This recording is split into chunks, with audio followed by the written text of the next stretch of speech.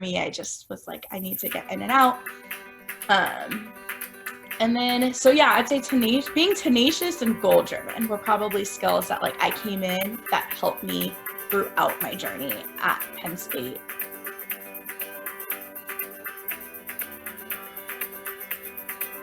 Hello, everyone. Really quick interlude here. For the rest of this conversation, you're going to see that, of course, like my hairstyle has changed, my clothing has changed, and so has Shri, who is our guest.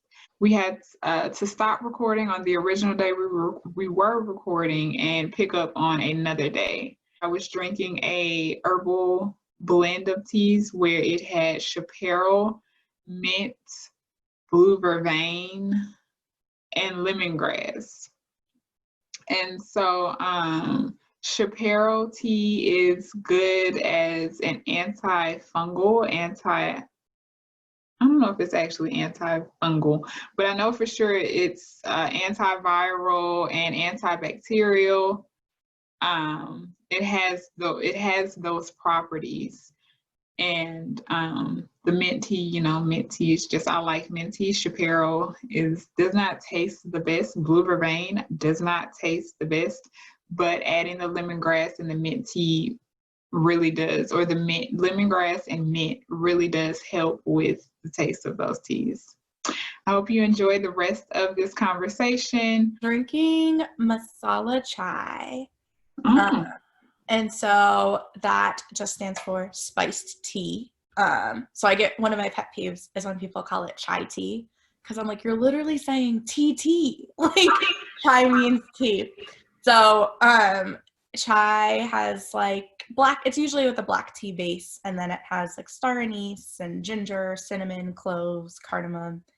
And cardamom has been used for like, I don't know, centuries to help things anywhere from like cancer and digestive issues, anti-inflammatory impacts. So a lot of the like Indian spices now, like you think about like turmeric or cumin or coriander, have now become like newfound spices for especially white folks who are like, oh, you can have a turmeric latte. And I'm like, my folks have been knowing about this for centuries, but I'm glad you discovered it.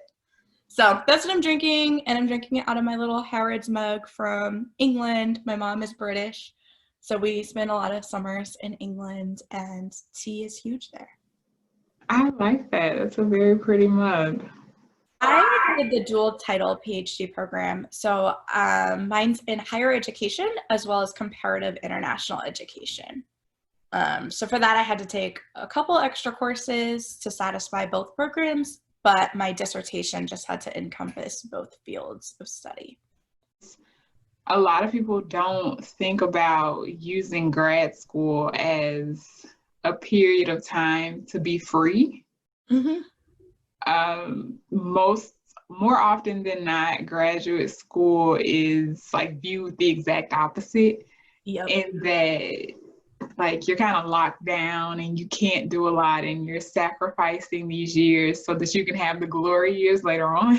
Yeah. So I really do think that's a good conversation to have. How did you use your time in graduate school to explore?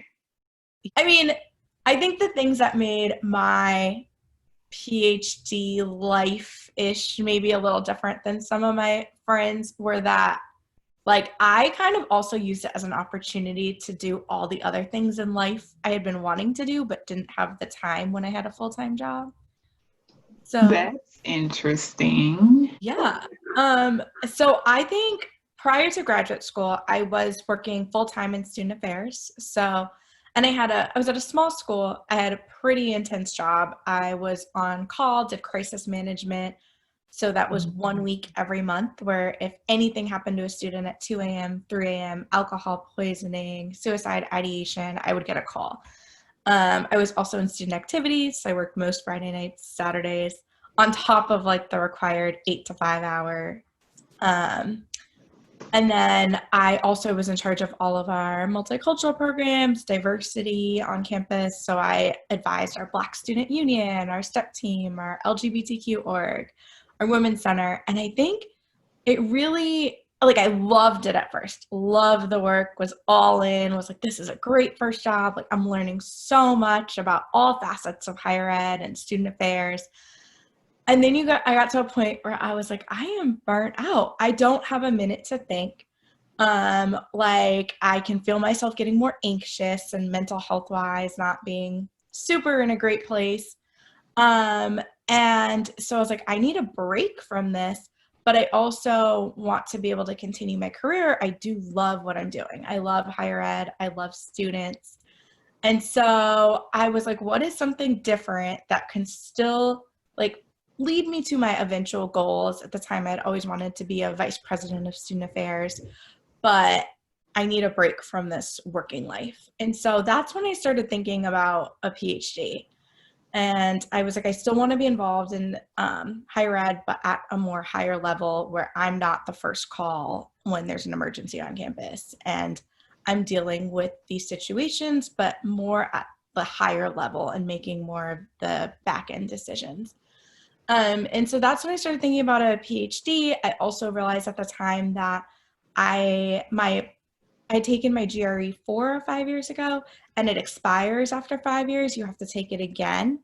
And so I was like, this is a prime opportunity to apply to graduate school for my PhD. At the time, I already had my master's.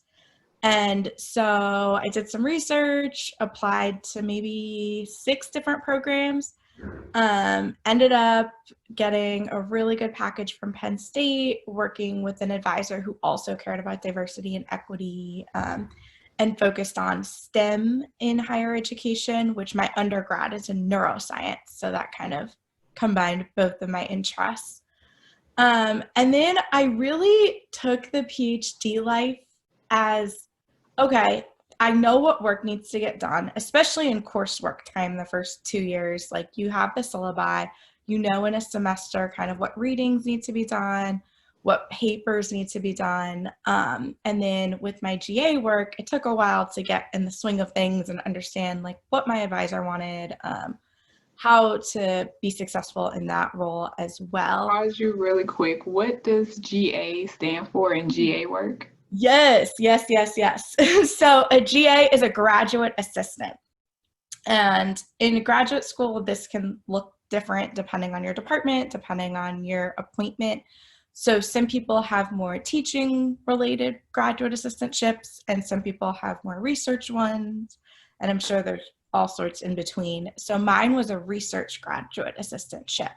So what that meant was that for 20 hours a week, I was working on a research team, and I was getting compensated for that by my tuition getting paid for and having a stipend, which that stipend isn't super generous, but it's livable. So I didn't have to take out loans during my time at Penn State, which was nice.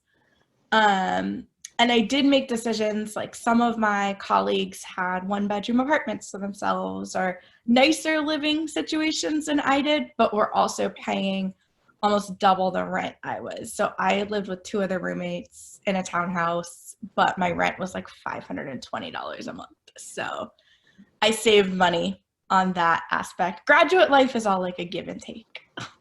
You were talking about how, your mental health started to decline from your job, and that, it was just a lot of up and down and things like that.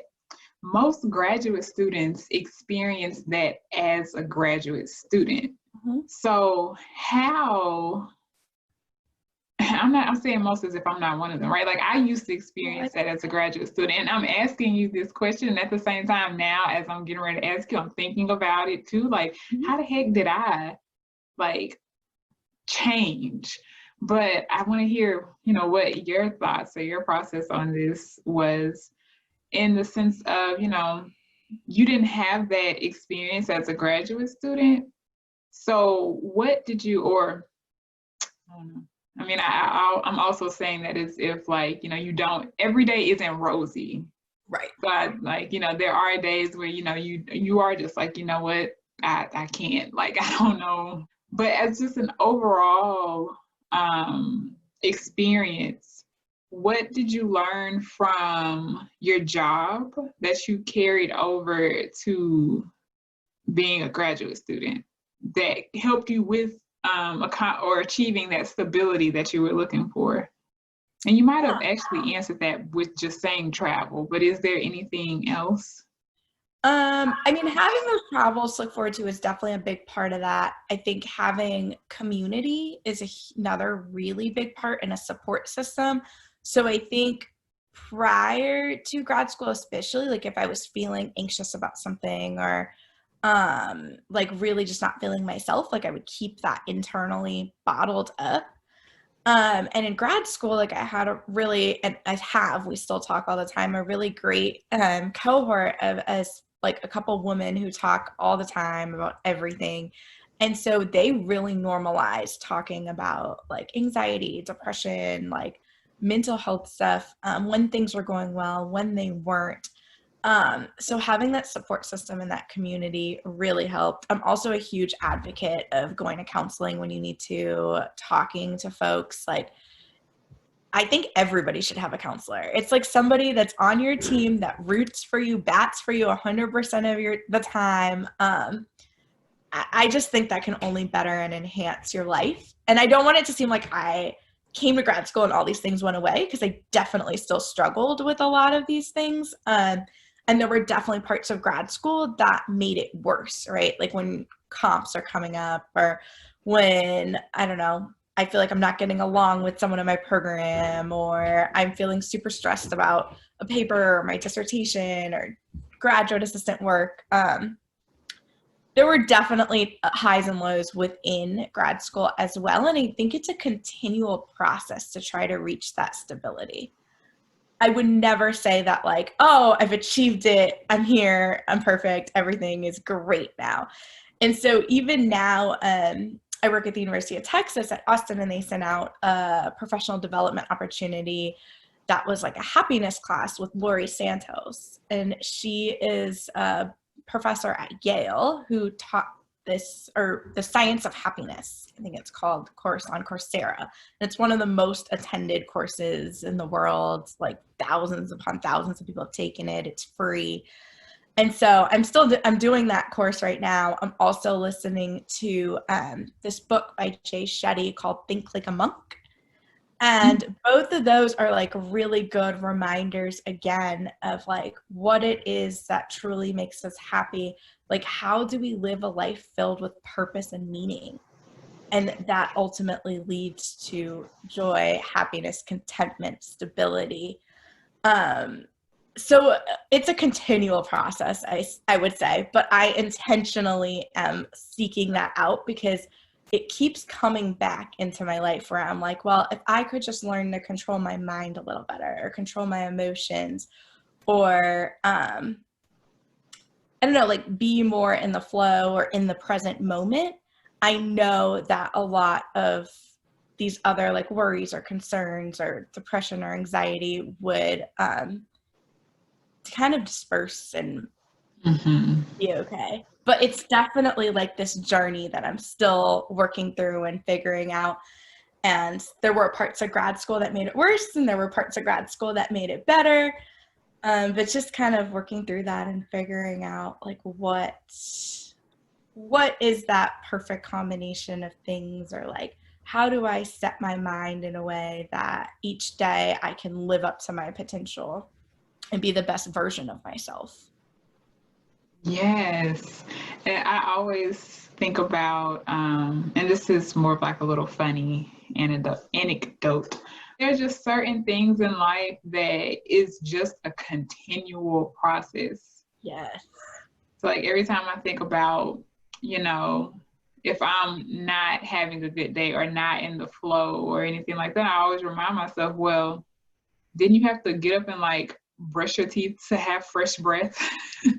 Yep. And you have to do that every single day. So yeah, that's a really simple and easy way for me to like remind myself, okay, like it's not a one and done thing. It's a continual process. I love that. That's a great analogy. You got to work on things. They don't just become a habit without practice and continual work being put in. If you're thinking of applying to grad school, apply.